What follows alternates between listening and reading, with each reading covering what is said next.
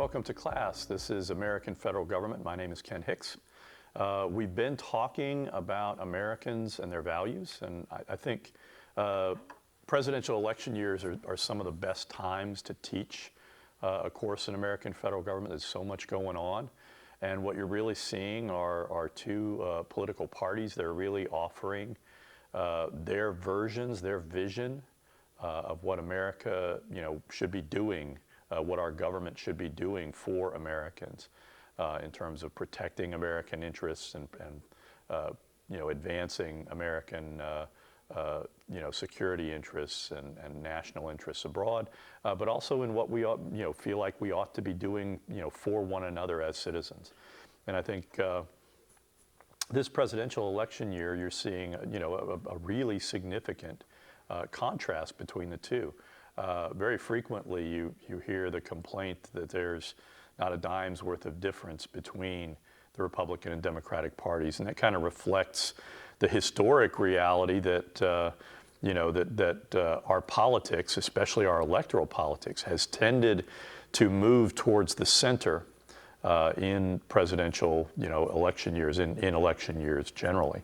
But over the past, couple of decades, really, what you've seen is a real divergence, and in fact, what you're seeing is that there's not that much of a middle left anymore. We used to have what we called a sensible center, where there were a lot of people who were not particularly ideological. I think in this election cycle, what you're seeing, and what I think both parties' strategists are believing, is that there are not a lot of votes to be gotten out of the middle. There are some undecideds, but a lot of them, and there are some independent voters, but most independent voters flow one way or another. And one of the interesting things that is likely to happen in the next couple of days is that a third-party challenger, Robert Kennedy Jr. of the famed Kennedy family, is likely to withdraw from the race. And the reason for that, first of all, is that he really wasn't a viable candidate. His credibility politically has really eroded over the last several years. And the question is, where will his votes go? Well, it turns out that right now it looks like Kennedy, to the extent that he still has a core of support in the single digits, those are folks that were likely to vote for Donald Trump, which is one of the reasons why Kennedy is withdrawing from the race, because he was there to serve as what we might call in political terms, or in horse racing, they call it a stalking horse. He is a challenger that was intended because, again, the Kennedy name has got a close association with the Democratic Party. The intention was for him to siphon Democratic votes away from the presidential challenger, at the time, the incumbent, President Joe Biden, which would overall help Donald Trump win election. When that was not going to turn out, obviously Kennedy felt the need to withdraw. And so we're going to face the likelihood. Now, there are other candidates. There's a Libertarian Party candidate and there's a Green Party candidate. Those folks are polling under 1%, and they're almost certainly not going to have a measurable impact on the presidential outcome this November.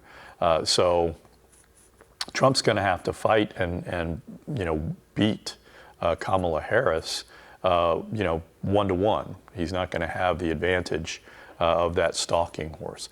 So what are we learning today? In continuation with what we talked about in our previous presentation, we're going to talk about citizenship and the notion that in America, citizenship is based on the ideas of participation, knowledge, and efficacy. Then we're going to move on and we're going to talk about who are Americans. How has our demographic profile changed and evolved? The picture of what it means to be an American has changed over time. Next, we're going to look at the ideas the basic building blocks of American political culture. And those building blocks are liberty, equality, and justice. And again, I think when you look at the two-party platforms, both of them are emphasizing the idea of liberty, okay? And then finally, we'll talk a little bit about what Americans think about government. So citizenship is based on participation, knowledge, and efficacy. Citizenship has meaning to the extent that it stands as a basis for claiming rights. Okay, and so citizenship is a contested concept. It refers to membership in a political community that confers legal rights and includes participatory responsibility. Okay. Without political knowledge, however, citizens are poorly prepared to participate effectively, and that diminishes the health of democratic governance. Again, if people are low information voters, they're much more susceptible to manipulation. And it used to be that was the sort of, demagogues, in the ancient Greek world, they would talk about the danger of demagogues who would make big promises and move the poor to support them. Many Americans today are highly vulnerable to what is known as disinformation. So a lot of Americans get their news from social media. And they also get a lot of Americans spend a lot of time watching partisan cable news programs. And you know what I mean. I'm talking about on the right, it would be Fox News or Newsmax or One America. On the far, on the left, it would be MSNBC.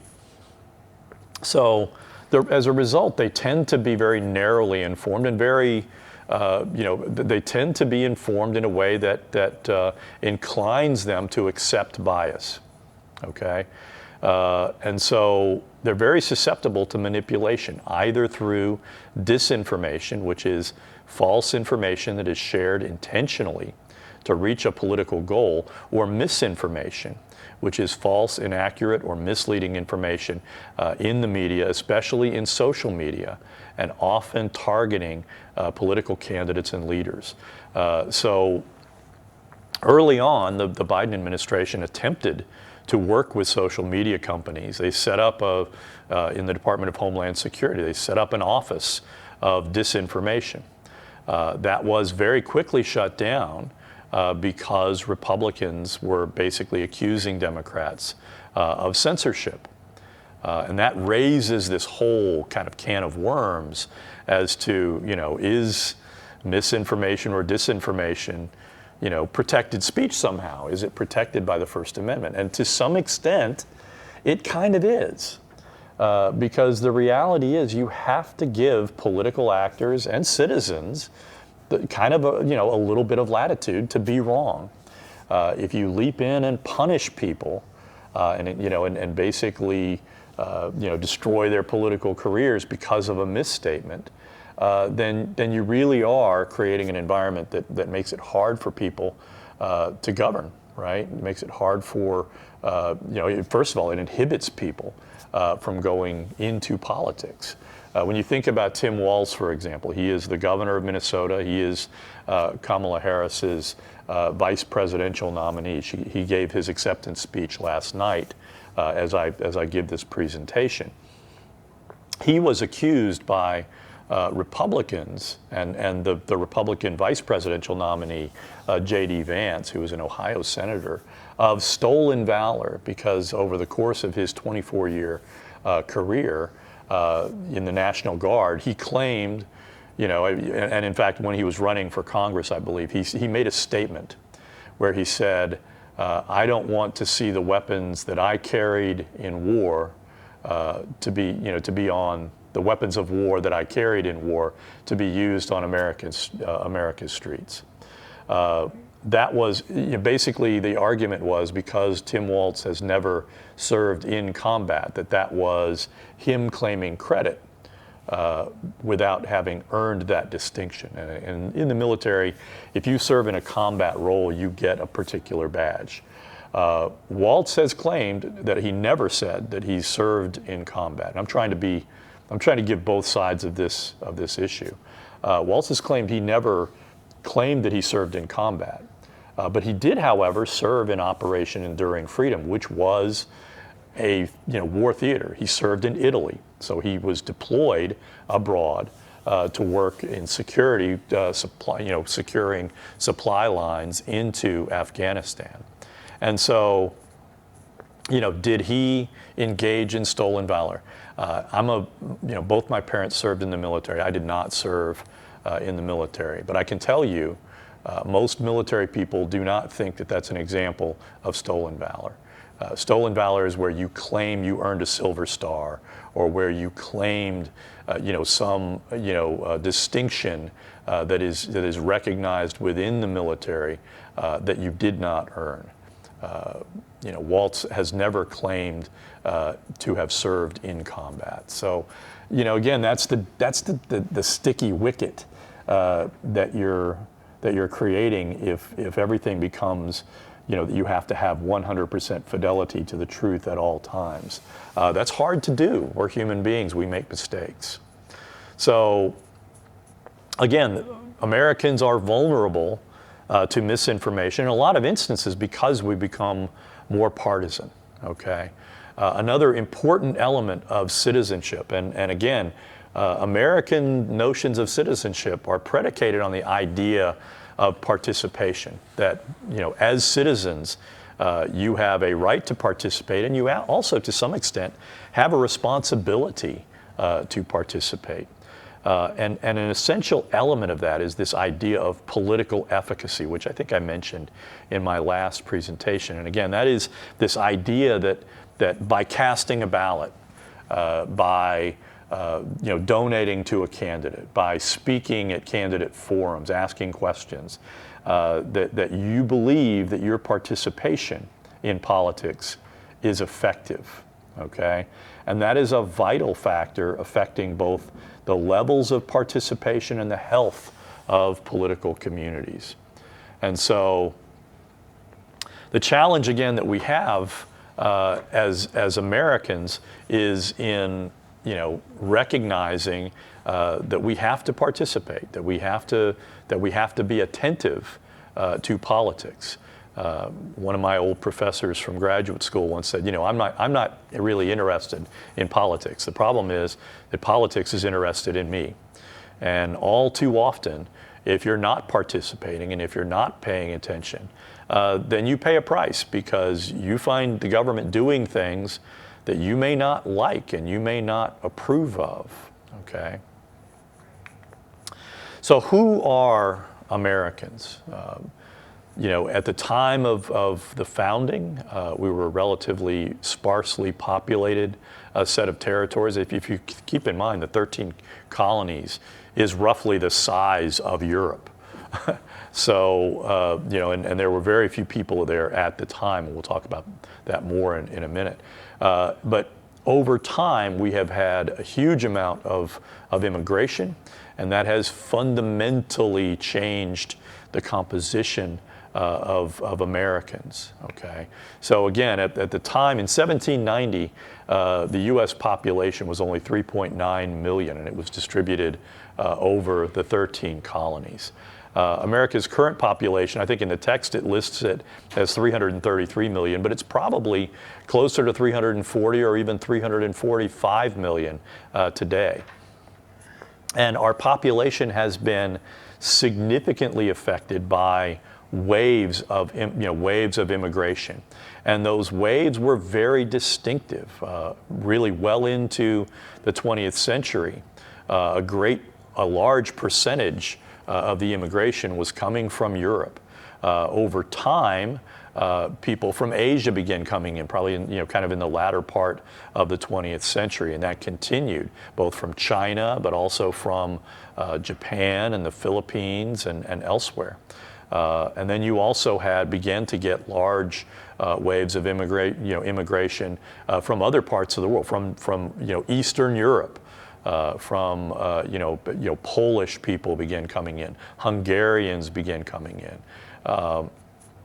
And that's when we begin to get some challenges, right? In the latter part of the 19th century, when you begin getting large numbers of non-English speaking people coming to the United States, predominantly for work, it basically sparks resentment, because you're getting people that are competing for jobs, and that gives rise to what is known as nativism, which is a very strong element of our politics today. I mean, the whole notion that Donald Trump wants to build a wall on the southern border is because he doesn't want any more immigration coming in. He has made comments about undocumented immigrants tainting the blood of our country, which to me is a shockingly offensive way of describing other human beings that want to come to live and work in the United States. And we have to confront the reality that we didn't have immigration laws until well into the 19th century. And those original laws were patently racist, okay? To illustrate, the Naturalization Act of 1790 declared that only free white people could become naturalized citizens. And near the end of the 19th century, the Chinese Exclusion Act of 1882 basically outlawed Chinese immigration. Now keep in mind, Chinese people began coming to the United States to help build the railroad. They were building the western part of the transcontinental railroads. And they came over in very large numbers, and many of them, again, they began acclimating. They began, forming other businesses. What happened and what provoked the Chinese Exclusion Act was that there was a shoe strike by cobblers in Massachusetts. And Massachusetts brought in skilled Chinese labor to basically break that strike. And that so antagonized, white people basically, that they got Congress to pass the Chinese Exclusion Act. And that really kind of highlights both the economic, how economics and racism are oftentimes intertwined with one another, okay? The 21st century, we've seen, again, enormous demographic changes. You have the transformation of U.S. immigration laws in the 1960s. We began confronting the racist, the racism embedded in previous laws, and we began basically drafting immigration laws that were based, on something other than racism. It's still imperfect. But again, that gave rise to significant increases of foreign-born immigrants. More Americans, in the United States today come from other countries and go through the naturalization process than at any other time in our history. And again, you have the concerning rise of undocumented immigrants. Now, some people call them illegal immigrants. I'm not going to use that phrase because I think it's problematical in a number of ways. And I think whether you're a Democrat or an independent or a Republican, you ought to be concerned about undocumented immigrants. Because in many instances, these folks, come to this country, they find work, but they are also living in this gray zone where they are hiding from law enforcement and where they do not have protection of the laws. And so, we ought to be doing something to deal with this issue. One of the critical points of Donald Trump's presidential campaign is that he intends to try and round up all, upwards of 12 million undocumented immigrants and send them back to their countries of origin. So demographic expert, and again, the logistics of that kind of effort are extraordinarily problematical. It would cost an enormous amount of money. It would cost an enormous amount of manpower. You would be creating human rights, problems, warehousing huge numbers of undocumented immigrants in what might easily be characterized as concentration camps prior to moving them out of the country. And then you could be destabilizing those other countries, where those folks came from. So there are lots of downsides to that kind of a problem, and not to mention the pragmatic problem, which is that removing that number of people would harm our economy. These people are doing jobs that need to be done. So again, demographic experts suggest that upwards of 12 million, maybe more than that, undocumented immigrants are currently residing in the United States. This population, again, is a point of considerable controversy between Democrats and Republicans. And at the state level, several states have attempted to exclude undocumented immigrants from accessing state-level services. This is something here in Oklahoma, the state superintendent of public education, Ryan Walters, recently mandated that schools had to identify and do cost assessments of educating undocumented immigrants.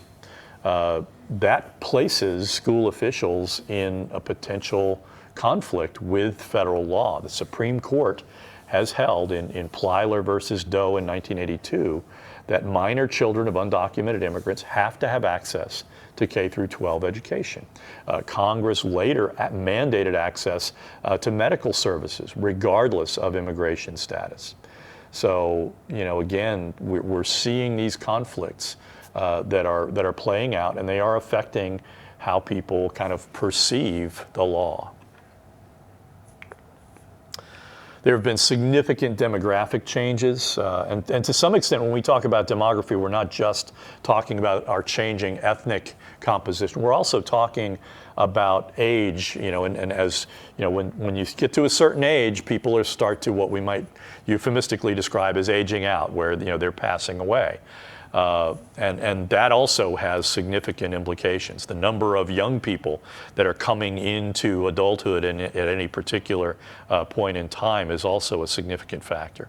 So when you look at how the United States has changed for example, the religion, you have a much larger rise of non-Christian believers, of Muslims and Hindus, and other Christian sects. For example, there's a larger population of Eastern Orthodox than had been in the past. Catholics have increased somewhat in number. You also have the increase of what we might call non-religious or secular Americans. A lot of Americans are non-church attending.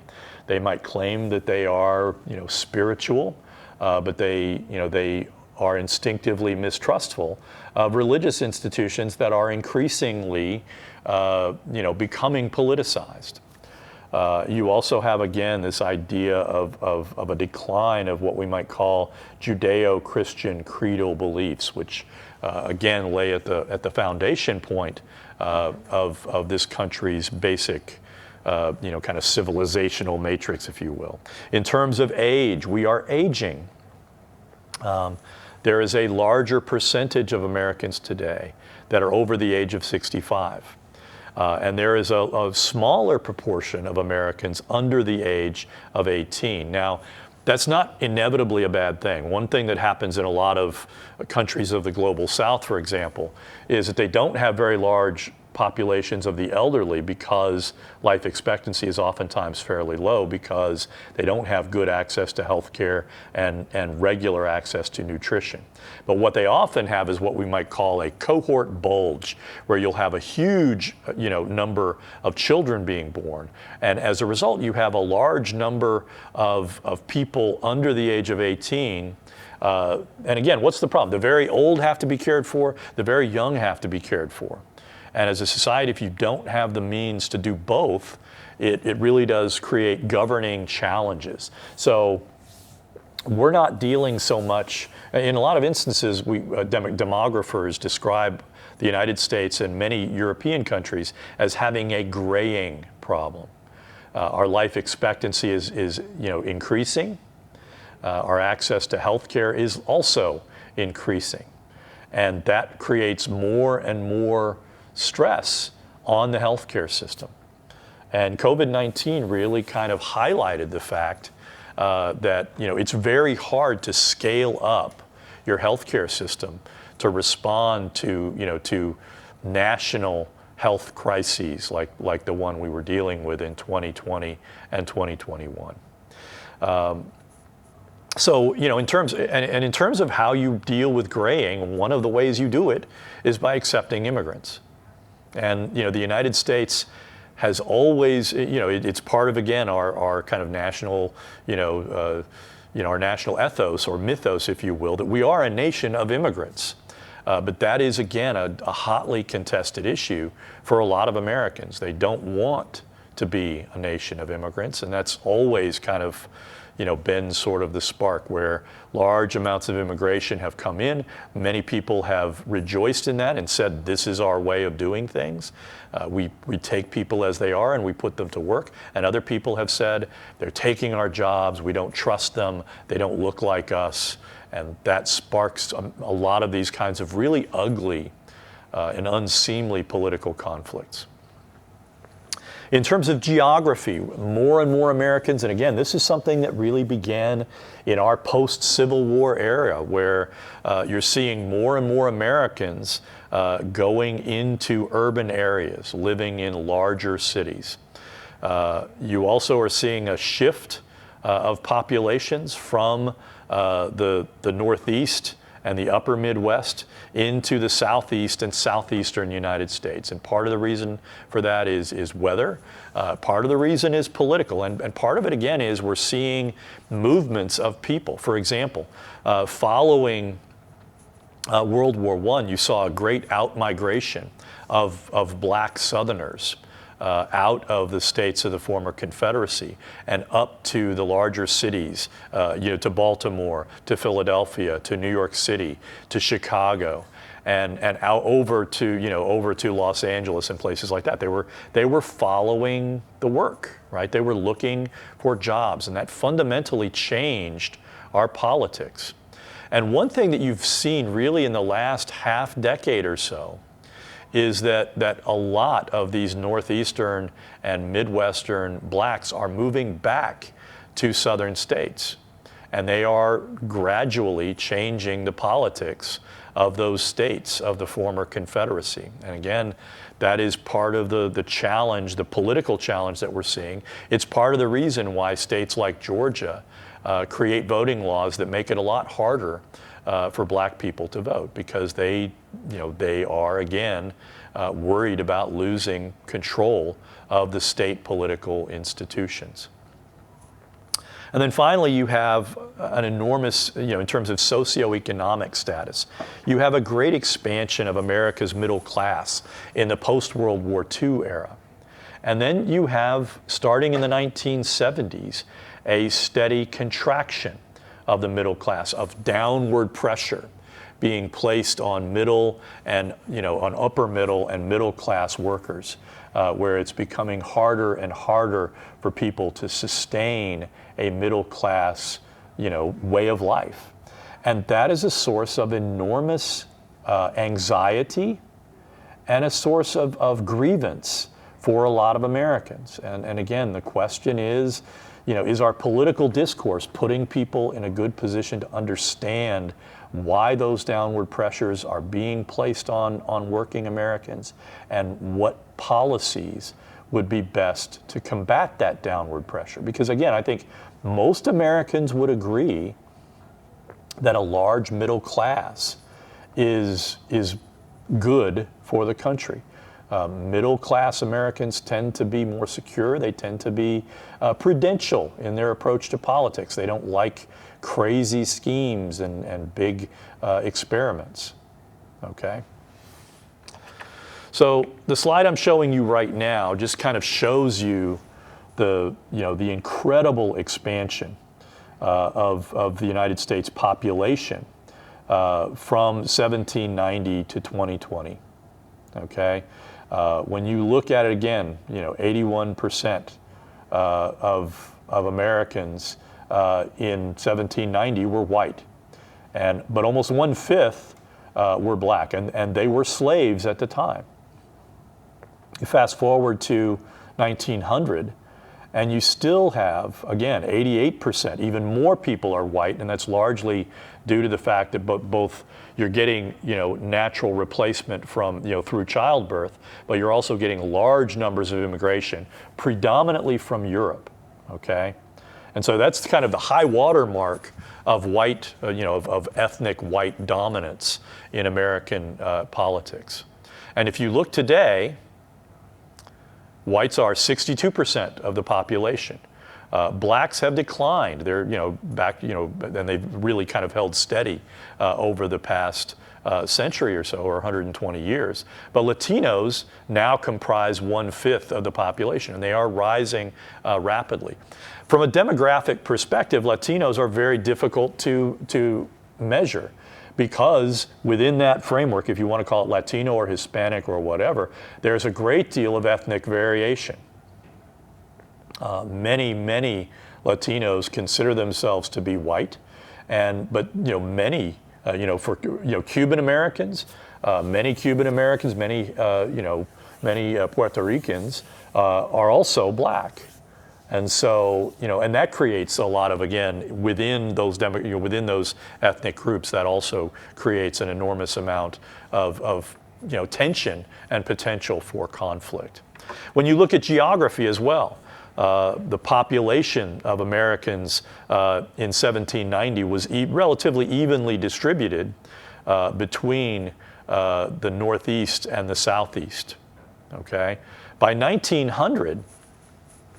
What's interesting about that slide, only about 5% of the American population was living west of the Mississippi at that time, probably a little bit more than that. But when you look at what we would characterize as, again, the West, which encompasses both the Southwest but also the mountain and the coastal regions, it was relatively unpopulated.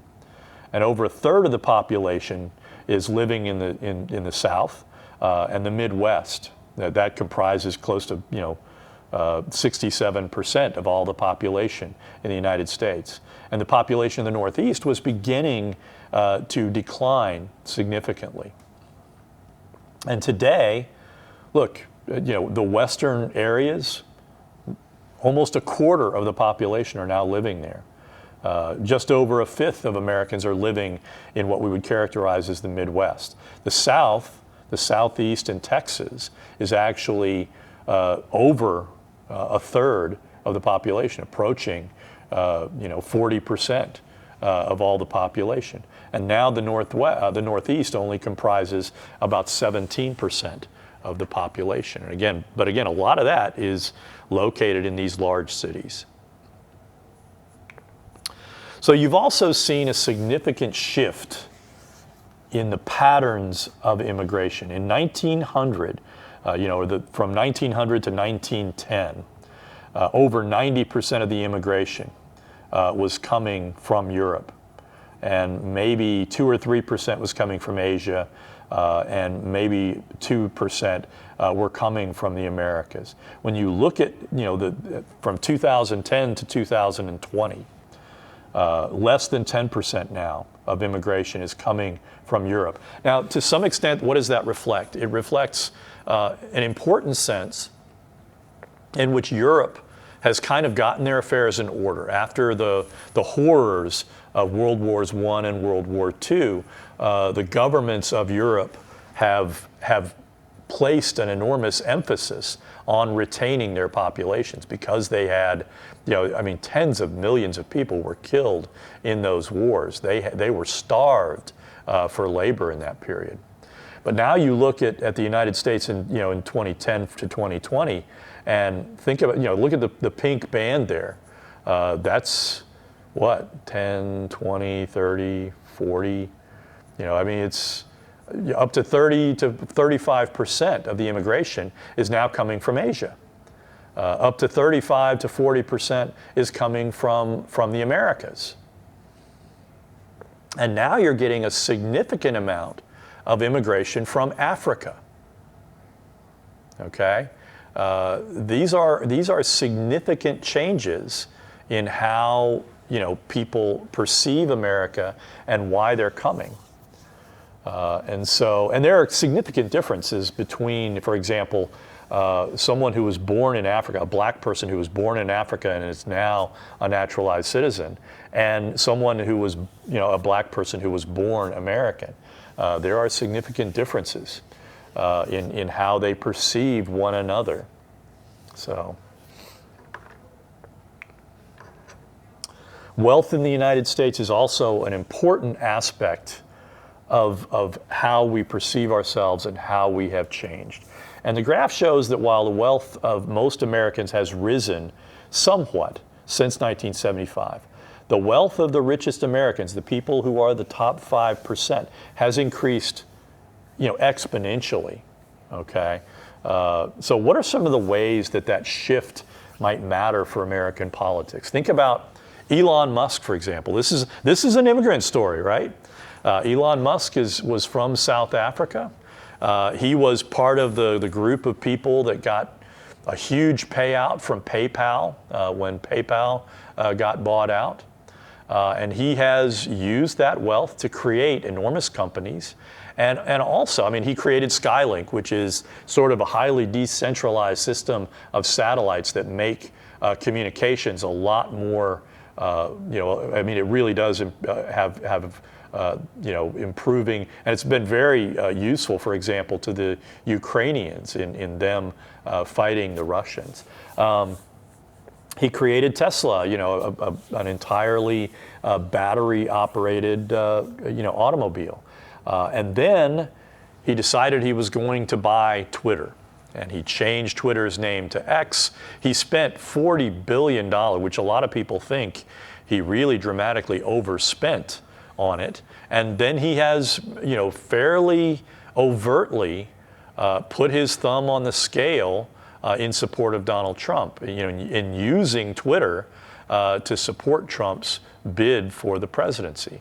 And he has basically said he has done that because he has gotten, he's gotten unwoke. He is hostile to the idea of wokeness. I haven't really talked about wokeness yet in class, but it's this idea that you are, aware of social injustice and that you are, a tolerant person. Musk has basically said that conformity to social justice norms is coercive, and he has consequently thrown in his lot with Donald Trump. Well, what are the implications of that? And when you think the story that I'm actually telling you, though, is he recently demanded that his compensation be raised to billions of dollars annually, and his boards of directors at Tesla and Skylink and elsewhere have basically acceded to that.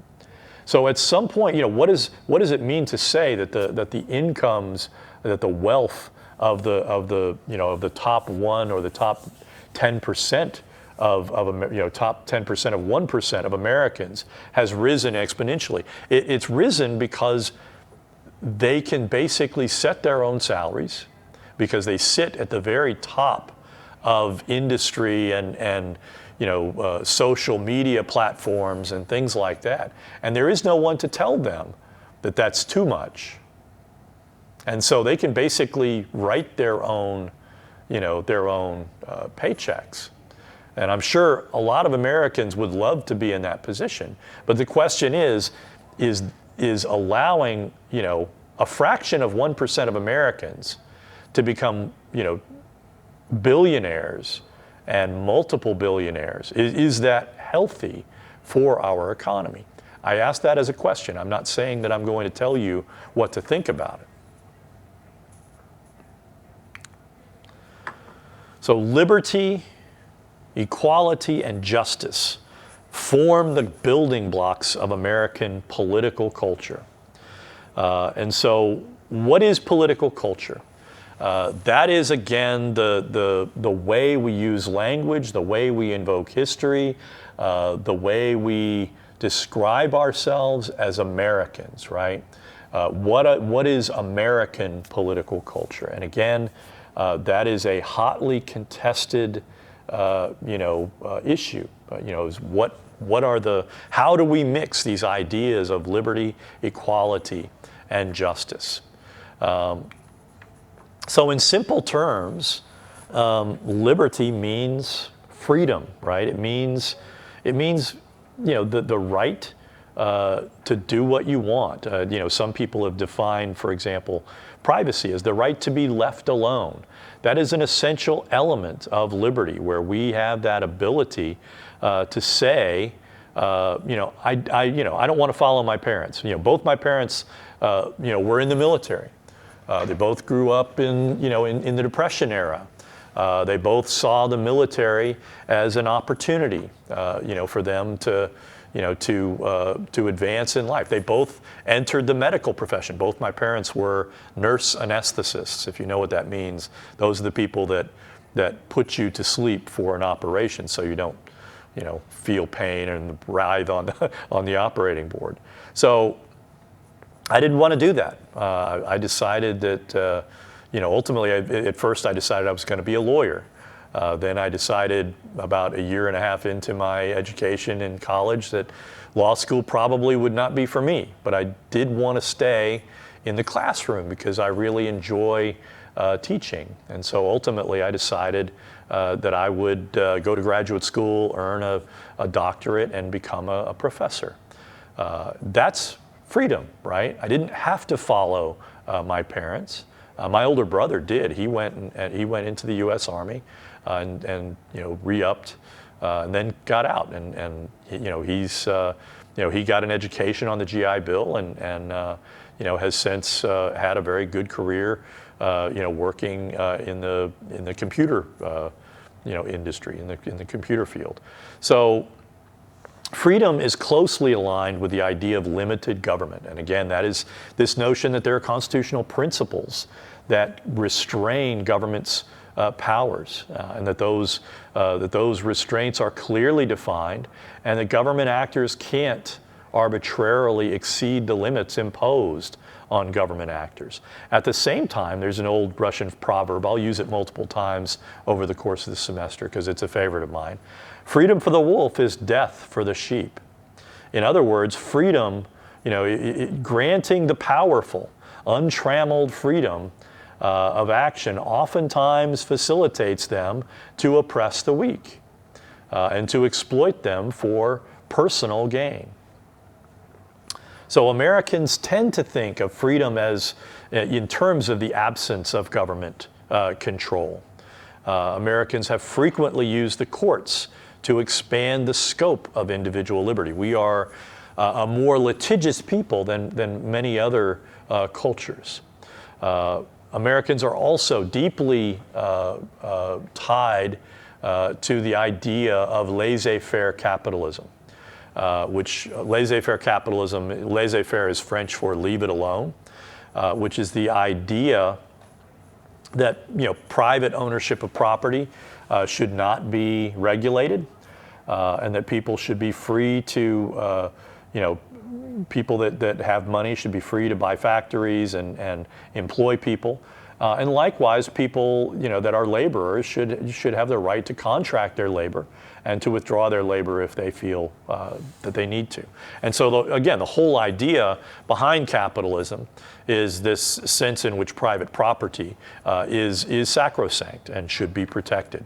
And that again serves to constrain the power of the government to regulate the economy. And it really did place a lot of constraints on government regulation well into the 20th century. Equality means treating people fairly. And there's a lot of political theory out there that makes the argument that, justice means a kind of equity, okay? The Declaration of Independence, most stirring words are, again, we hold these truths to be self-evident, that all men are created equal, and that they are endowed by their Creator with certain unalienable rights, that among these are life, liberty, and the pursuit of happiness. We can forgive Thomas Jefferson in his Declaration of Independence for the masculine use of language. That was pretty common at the time. But it really highlights this sense in which Americans had unmoored themselves from a lot of European ideas related to ascribed status, to say that if I'm born at a certain socioeconomic status, that is the status that I will die at. Americans didn't buy into that notion. And so there was a great deal of this sense in which Americans believed in the idea that you could increase, you could improve your value through work. Okay, so when Americans say freedom, they are often talking about the idea of freedom of opportunity, and freedom of opportunity reflects the ideal that all individuals should have the maximum freedom to use their talents to reach their full potential. And this view contrasts with the notion of freedom of outcome, which is a common principle. It's basically a principle that's associated with socialism that basically says everyone should be guaranteed some kind of income, and everyone should get roughly the same access to the wealth of society. Most Americans don't agree with equality of outcomes. Bernie Sanders, who is a self-described social democrat, probably comes closer than most. He basically would argue that equality, taking equality seriously, means that we should have equal access to health care, that health care should not be so expensive, that everyone should have access to a college education that wants it. But at the end of the day, he's also not in favor of like 100% tax on income. That would be, a progressive income tax where you would basically say, if you earn more than $1 million in a year, we're basically going to take every penny above that dollar. Some social democrats of the early 20th century advanced that sort of thing. Bernie Sanders has never said anything like that. So, he's not actually as committed to the idea of equality of outcome as someone like, Karl Marx, for example, would have been. Marx is basically the promulgator of the most popular version of socialism. So Americans tend to draw a pretty sharp distinction between economic and political equality. So many nations that have advanced economies, that have greater commitment to equality, basically involve the government a lot more in social welfare and government-provided health care, and basically in very high rates of taxation that actually have the tendency to inhibit, to some extent, the Elon Musks of the world from writing their own ticket, right? So in the United States, government interventions in the pursuit of equality are far more modest and basically involve the provision of educational opportunities and the access to health care. Again, the point being that Americans support the notion of poor people having the right to compete. And they support the idea that they ought to have some help in extricating themselves from, impoverished circumstances. They don't support simply throwing money at people. And that's, again, one of the ways that the United States is quite different from many European countries. I can say this too. There are other countries that also have strongly egalitarian, beliefs. Up until fairly recently, for example, only about 1% of Japanese earned in excess of $500,000 a year. But only about 1% of Japanese earned less than $50,000 a year. And that reflects a culture, a political culture, that is deeply committed to equality. In Japan, there's a saying, the tall nail gets hammered down. And so, that sort of culture really frowns upon conspicuous consumption, buying yachts, throwing your money around. The Japanese don't really buy into that as a cultural matter.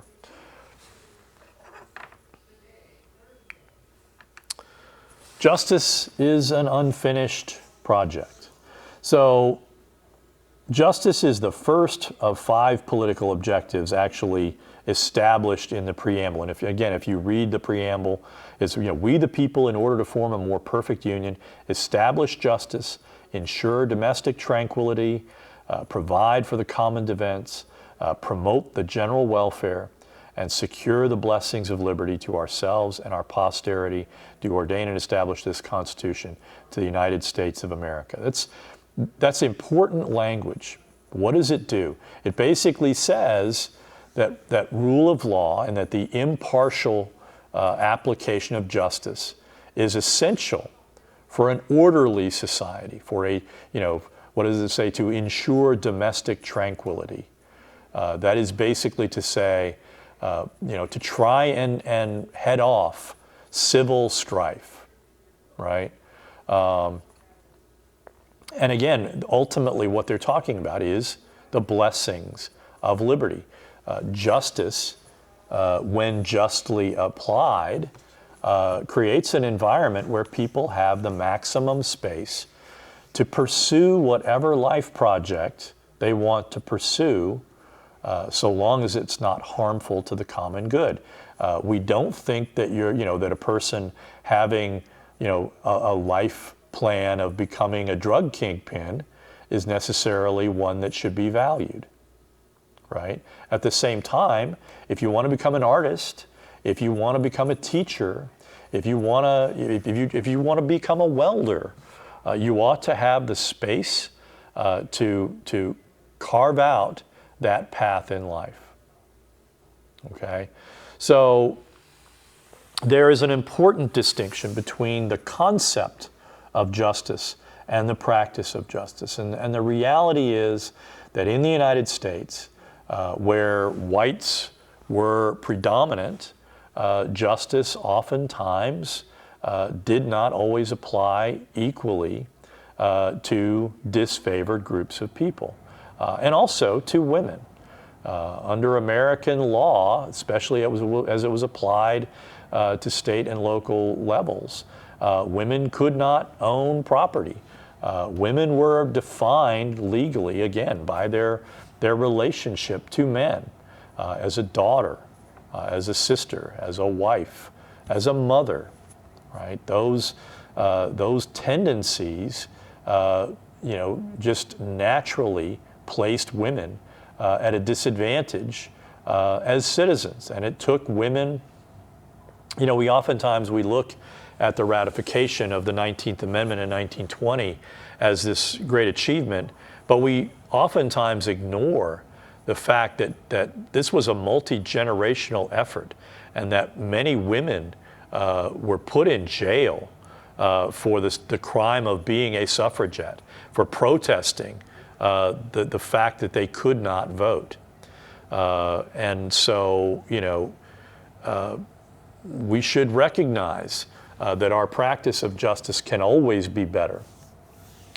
There is a close linkage between the idea of justness and fairness. In fact, there is a famous liberal Harvard philosopher by the name of John Rawls who actually wrote a book called A Theory of Justice, and in it he basically said justice is fairness. Justice is about ensuring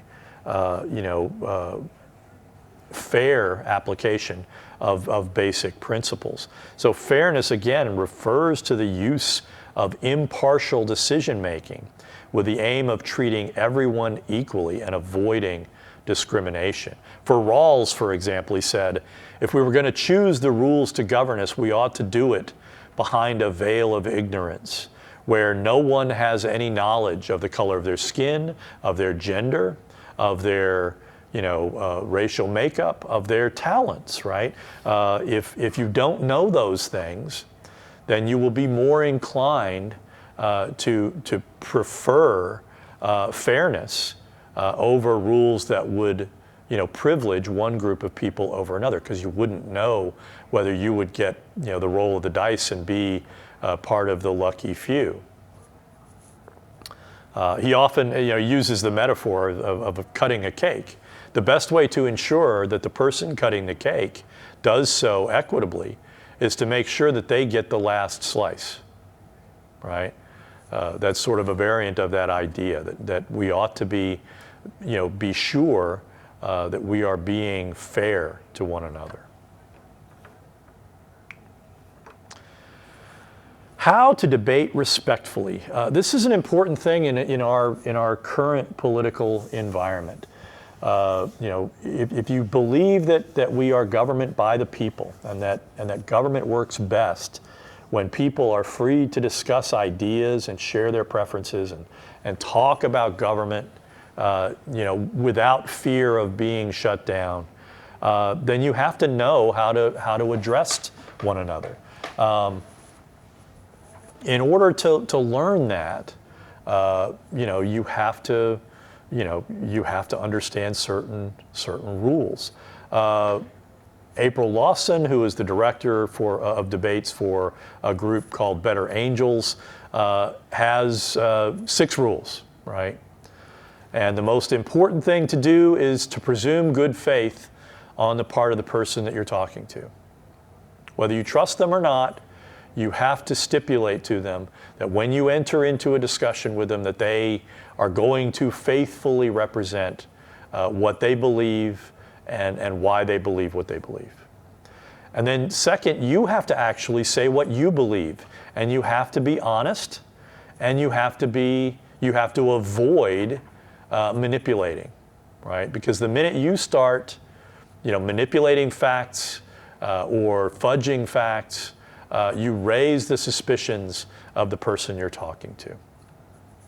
The third thing, you have to find a way of getting the person to open up to you. And one of the best things to do is to listen to them. And sometimes you can say, okay, here's what I hear you saying, right?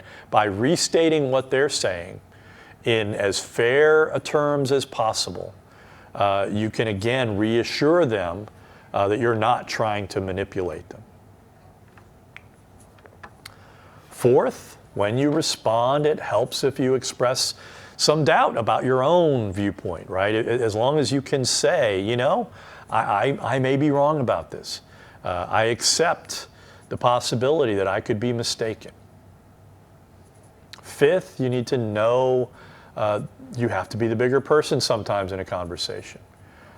In order to be an ambassador for civility, you have to be patient. When the other person breaks down and says something rude or mischaracterizes a concept, you have to be patient, you have to persist, and you have to avoid just jumping and saying, you know what, you're lying about my record. And then finally, you have to recognize that you have agency.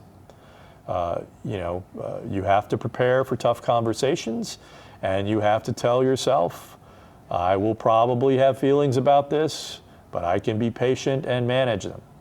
And, at some point, if you determine that the other person is not acting in good faith, you can walk away.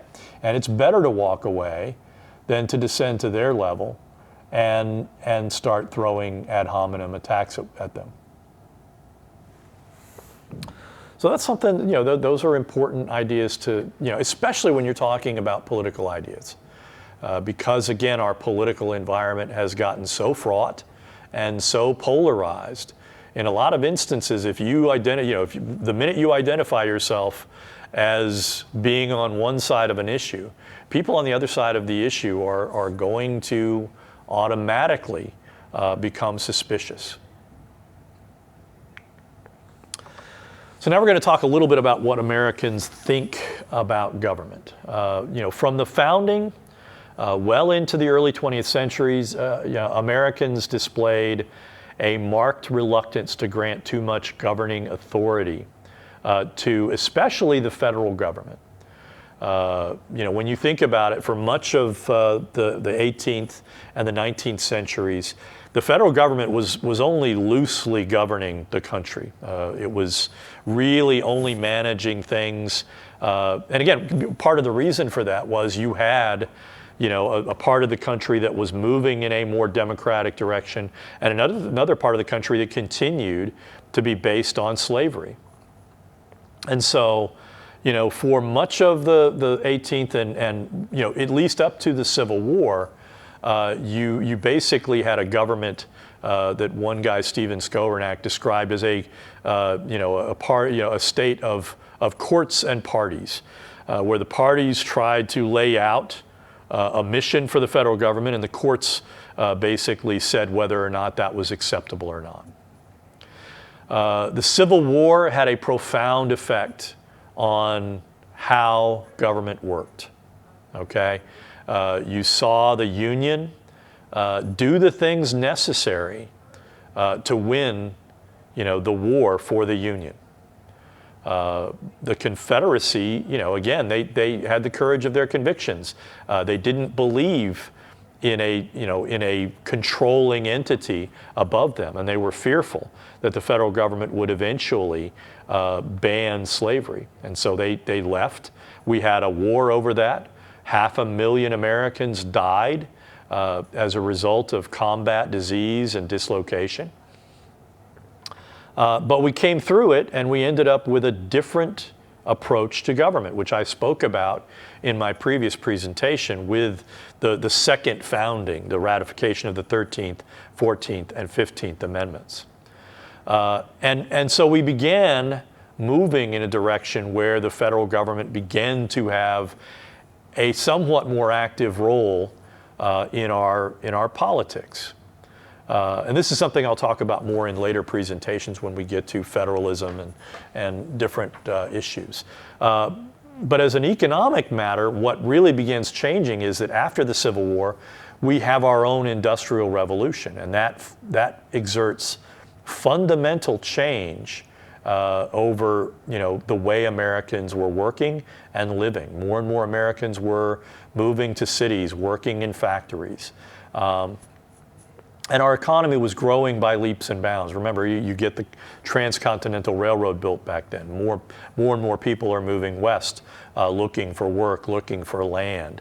And so, again, up to, from the end of the Civil War to the 1930s, you're beginning to see a more expansive role played by the federal government. This is something that we would call the progressive era that lasts about 40 years from the 1880s to 1920. And then the Great Depression happens, and that fundamentally changes Americans' perceptions regarding the capacity of government to be a force for good. And so from the late 1920s to the 1960s, Americans generally had a strong sense of support for the federal government. And then things began happening in the 1960s that began challenging those notions. The civil rights movement really antagonizes Southern whites because, again, they are challenging those folks' basic beliefs about the equality of Black Americans and of other minorities. And also environmental regulations began happening. You get a whole raft of clean air laws, clean water laws. The Environmental Protection Agency is created in this period. And this really begins to introduce an element of controversy into what the federal government is doing.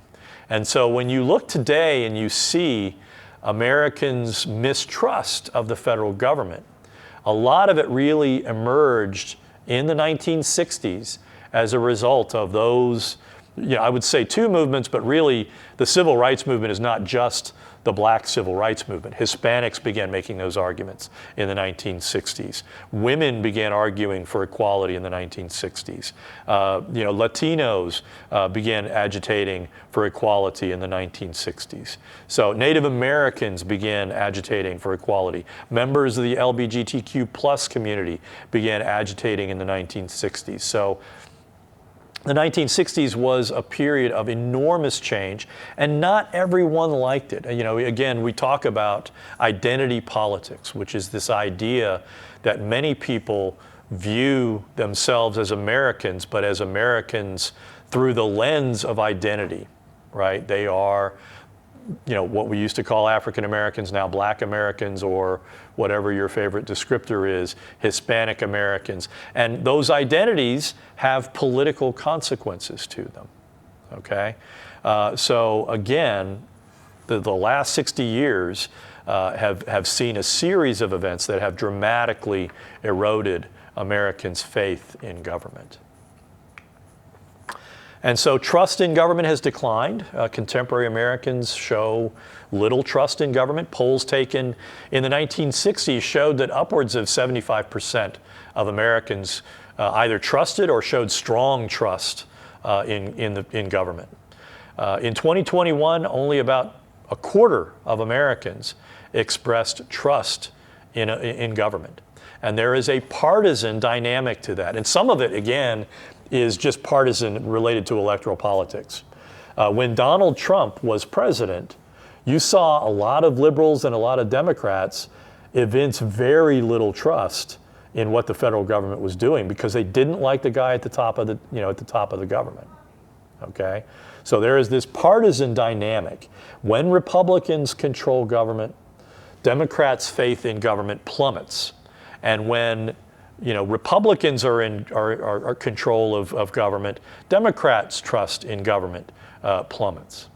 Another important dimension of the trust factor is that Americans continue to broadly express faith in state and local governments.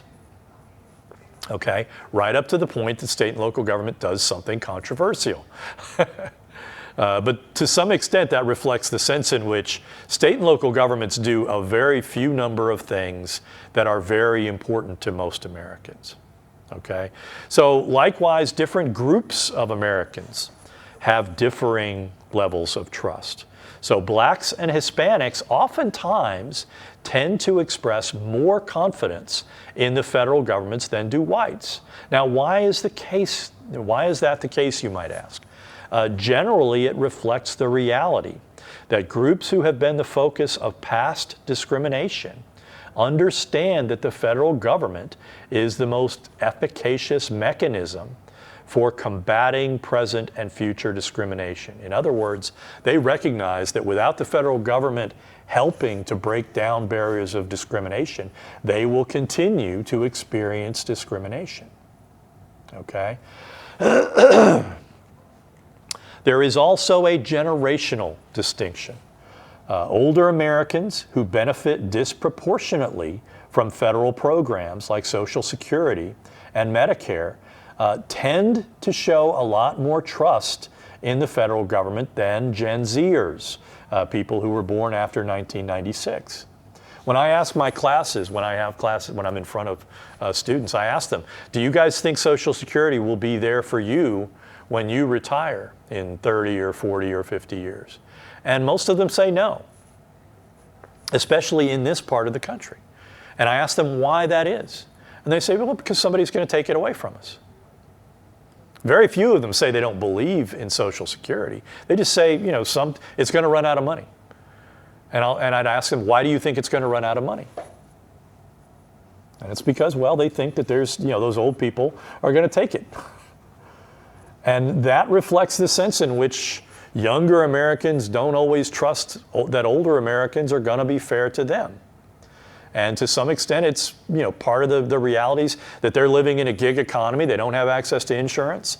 They're having to work multiple jobs to make enough money to do the things that we expect that Americans ought to be able to do. And that attenuated opportunity is making them a bit cynical about politics. And that's, to me, that's troubling. You know, part of the whole, the whole value of Social Security was that it's an intergenerational compact, that if you trust, the older generation, and if you work now and you're paying into the system, that money will be there for you when you retire. I'm 61 years old. I've been paying into Social Security since I was, really in my teens. I'm going to be really upset if I get to retirement and suddenly somebody says, oh, nope, no Social Security for you. Well, that's going to be upsetting, right? That's going to be a major blow to my ability to actually retire.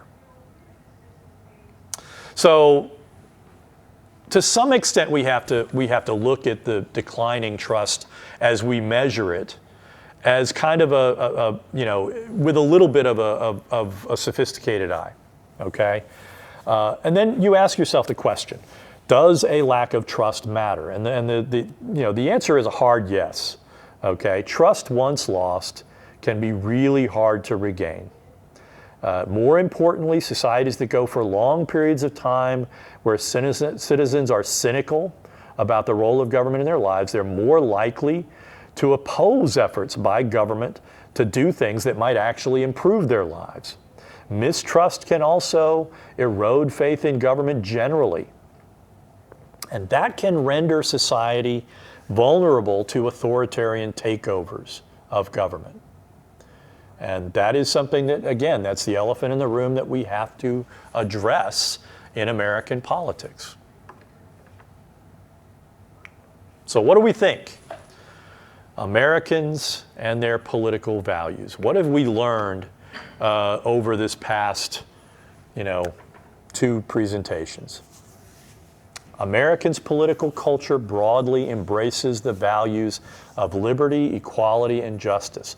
But how we weigh these things, is it each, 1/3 equally valued, or is it, I place 80% of the value on freedom and only, 10% on equality and only 10% on, something else, on justice. However, Americans broadly disagree over what those values mean and how they fit together. Likewise, Americans are deeply divided over the rapid pace of diversification. Again, for people who are from diverse backgrounds, they think it's a great thing. But for people who are what we might call traditional America, the traditional American template, the white Anglo-Saxon Protestant, those folks are, many of those folks, not all by any means, many of those folks are deeply ambivalent about the idea of this growing diversity. Finally, citizenship demands a willingness both to be adequately informed and to use that knowledge through effective participation. Okay? So, as citizens, we have an obligation to consume media responsibly, to identify sources of information that are reliable. It's not to say that the media have to be right all the time. They're human organizations. They get things wrong.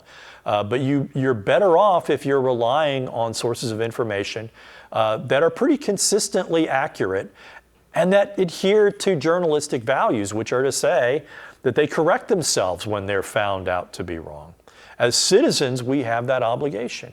And I am skeptical that many Americans are doing that.